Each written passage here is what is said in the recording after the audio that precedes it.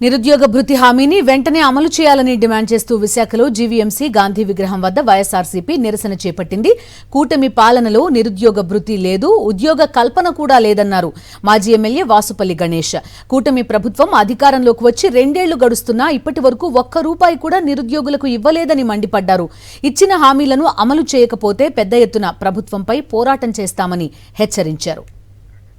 వైఎస్ఆర్సీపీ ఆందోళనకు సంబంధించిన మరింత సమాచారం మా ప్రతినిధి నాయుడు విశాఖ నుంచి అందిస్తారు.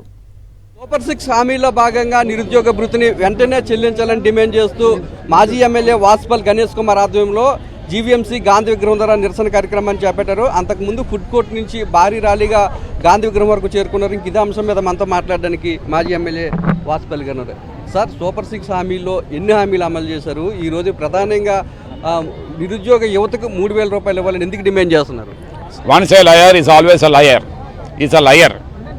Is a destroyer of youth. ఏమన్నాడు?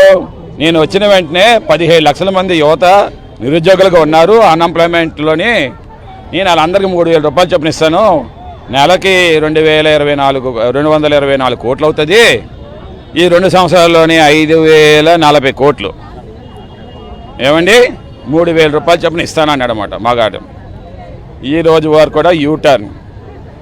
ఏమంటే సంపద సృష్టి లేదు, మన డబ్బు మాత్రం అప్పు చేస్తామన్నాడు. ఊరికి 3 లక్షల కోట్లు.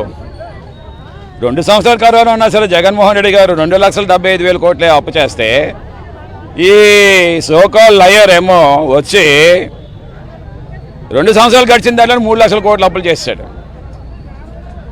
మరి ఏం చేస్తా ఉన్నాం ఈ డబ్బంతనా? ఈ యొక్క నిరుద్యోగ భృతి వస్తుందని చెప్పి 15 లక్షల మంది మీకు ఆ రోజు ఓటు వేయడం జరిగింది. వారందరూ కూడా ఈరోజు నైరాశ్యంలోకి వెళ్ళిపోయారు. ఎందుకంటే వారికి రావాల్సిన ₹72,000 ఇంతవరకు రాలేదు. కాబట్టి ఈరోజు దక్షిణ నియోజకవర్గంలో మాజీ ఎమ్మెల్యే వాసుపల్లి గారు గణేష్ కుమార్ నేతృత్వంలో ఈరోజు ఈ యొక్క ధర్నా కార్యక్రమాన్ని మేము నిర్ణయిస్తున్నాం. బీసీ రక్షణ చట్టం తెచ్చి అందరినీ ఆదుకుంటున్నాడు. ఇది బీసీ రక్షణ చట్టం కాదండి, బీసీ ఆరక్షణ చట్టం. బీసీల మీద ఈ రాష్ట్రంలో ఈ రకంగా దాడులు చేస్తూ ఈ బీసీ రక్షణ చట్టం తీసుకొస్తామని చెప్పి బీసీలందరి చెవులో పువ్వులు ఏ రకంగా పెట్టారో అందరూ గమనిస్తున్నారు. రానున్న రోజుల్లో కూడాను ఈ బీసీలందరూ ఏకదాటి మీద తీసుకొచ్చి మరింత ఉధృతం చేస్తామండి. ఎందుకంటే ఈరోజు నిరుద్యోగులు ఎంత ఇబ్బంది పడుతున్నారు. ఎందుకంటే ఎక్కువ మంది విద్యార్థులు బీసీలకు చెందిన వాళ్ళే. ఈ ఎస్సీ ఎస్టీ మైనార్టీ చెందిన బీసీ విద్యార్థులు ఈరోజు ఎంత ఇబ్బంది పడుతున్నారంటే ఉద్యోగాలు లేవు, నిరుద్యోగ భృతి లేదు.